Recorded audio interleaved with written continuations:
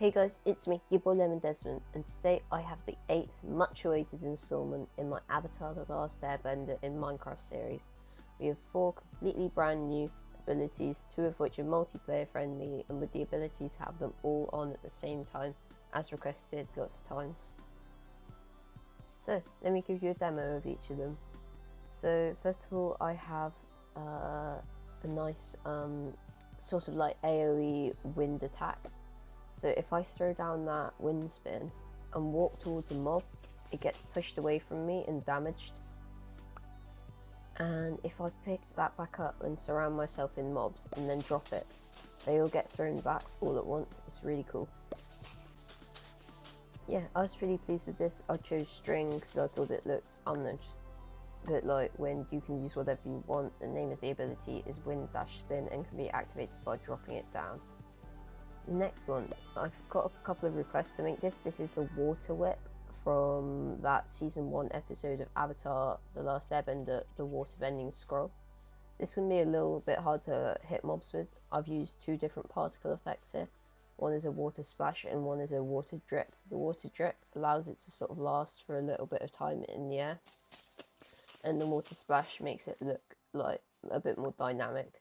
As you can see, it does quite a bit of damage to mobs when you hit them with it. It's pretty good. Next, I've seen a couple of requests for this one too. It's it's like a AoE earthbending ability that summons spikes from the ground that gets nearby mobs. This just uses granite walls. I thought they were pretty reminiscent of just spikes being thrown up from the ground, launching mobs into the air and damaging them on their way down. And yes, also, as with a lot of these abilities, I've seen a couple of requests for this too. This is just like a basic firebending punch attack. I've called it Blazing Punch. It can be activated by dropping any item renamed to Blazing Dash Punch. And as with all the abilities, they are all activated by throwing items with a specific name. Yeah, so pretty easy to use. Let me show you how to program each of them. So for the airbending one, you want to place down a repeating command block set to unconditional and needs redstone. And this command, so you can pause now and copy this out into a command block if you want to be using the wind ability. This uses execute command at the item, and then the nearest player, it creates an explosion manual particle at them. That's just like the white cloud you can see around my feet when I activate the ability.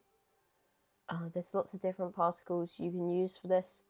I might link a couple other like sort of particles, like a list maybe in the description. This next one, ability uses the same start, so at the item and then at the nearest player. Anyone around them using some radius tags is teleported backwards, facing the main player who the ability is activated on. That creates the effect of them being pushed backwards and away from the player. This next one is similar to the other two, has the same start from the item to the nearest player. Anyone within a 6 block radius, that's 1 block outside of the pushback range, gets a wither effect, just a short duration, so it deals damage over time.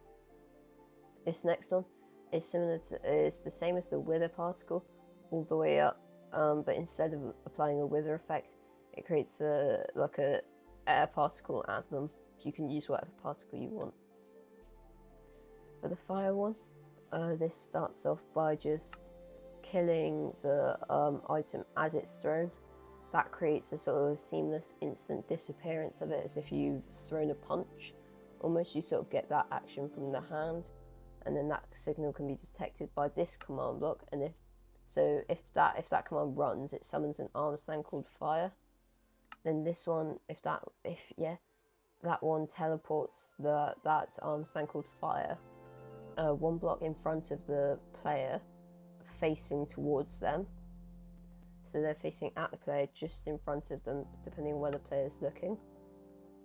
And then just anyone by the armor stand gets a wither effect, but it's just far enough that the player doesn't get that effect when the ability is activated.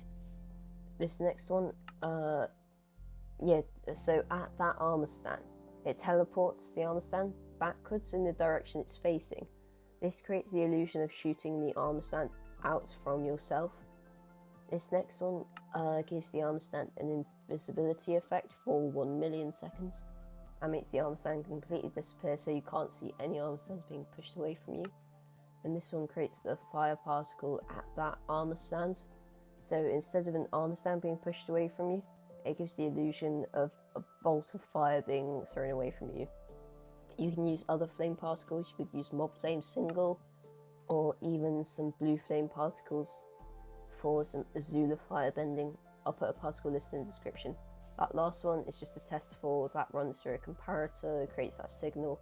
So this delay is how long the armor stand will exist for. Then that impulse command block there kills it. So you can see each of those steps just in really quick motion there. I throw the item, the armor stand comes towards me and then is pushed away from me. It happens all so fast that you can't see the armor stand before it gets the invisibility effect. This next one, similar start to the fire one, is just a seamless punch created through killing an item. This next one, just at the nearest player, any nearby entities in the radius that the thing affects are teleported 1 block upwards, and then this one places a wall underneath them. With type 2, that's a granite wall. You can use whatever type of wall you want. You need to teleport them upwards because otherwise the wall pushes them to the side and the effect isn't as good. This next one just affects those entities nearby the player with levitation. With all these commands, as you create the ability, you can just pause the video and type it out into the command blocks. Make sure you get all the command settings right and all that stuff. The waterbending whip, that relies on an armor stand. I've just killed that armor stand. So to make the waterbending whip ability, you've got to summon an armor stand called waterbending whip. Because my machine is on, that made the armor stand invisible, but yours should spawn in normally. And so at the item called water whip, which we throw on the ground, that's just the blue die, it teleports it, that armor stand to the nearest player in front of them, 4 blocks in front of them. This next one at that armor stand nearby the player. So if the ability is out and the armor stand is by the player, meaning it's active, then it creates that water drip particle just where the armor stand is. So that's in front of you, wherever you look, almost on your crosshair. This next one applies anything that touches the armor stand a wither effect. That means that when the water whip hits you, it damages you. And this next one gives the armor stand just an invisibility effect, like many of the other commands.